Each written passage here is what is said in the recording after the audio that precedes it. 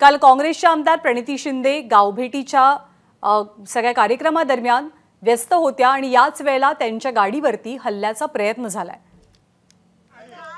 भाजपच्या काही कार्यकर्त्यांनी गाडीवरती हल्ला करण्याचा प्रयत्न केला असा आरोप प्रणिती शिंदेंचा आहे।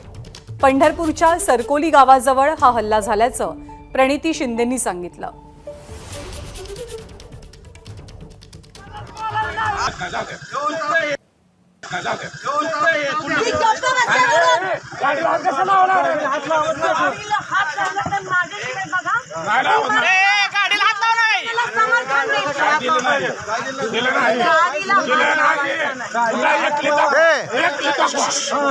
तुमच्या समर्थाची एक क्लिप दाखवा। आरक्षणाला तुम्ही समर्थन केलेलं एक क्लिप दाखवा। आवाज आमच्या गावात तुम्ही कशासाठी आलाय? कशासाठी आला?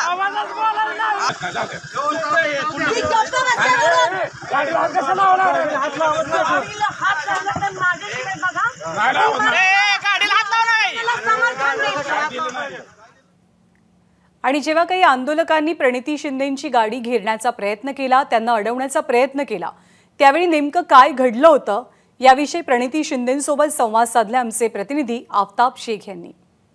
खासदारकी पदासाठीच्या उमेदवार आमदार प्रणिती शिंदे आपल्यासोबत आहेत। जिथे तुम्ही गावात जाते तर मराठा समाज कुठेतरी आक्रमक होताना दिसतोय, रस्त्यात तुम्हाला थांबवलं जातंय, काय नेमकं होतंय? आणि तुम्ही पंढरपुरात आरोपही केले की काही भाजपची लोक त्याच्यामध्ये मराठा समाजामध्ये ते खरं आहे। ज्या ठिकाणी आंदोलन आहे आणि त्याचं समर्थन आम्ही करत आहोत, आरक्षणाचं समर्थन आम्ही करत आहोत, काही ठिकाणी समंजसपणे, कारण का आम्ही सगळे एकाच बाजूला आहोत, म्हणून काँग्रेसचा विरोध करून फारसं काही होणार नाही आहे। विरोध भाजपचा झाला पाहिजे आणि आमचा विरोध करून खरं तर फायदा भाजपला होतोय, कारण का जी मोदी सरकार आणि भाजपनी जी फसवणूक केली त्याची वस्तुस्थिती आम्ही गावोगावी जाऊन मांडतोय। उद्या जर आम्हीच गेलो नाही तर कोण मानणार आहे? कारण का सोलापुरात बाकी सगळे भाजपचे ते तर जाणार नाही आहेत, म्हणून ह्याचा फायदा कुठेतरी विरोधक घेत आहेत असं मला त्या ठिकाणी वाटतं।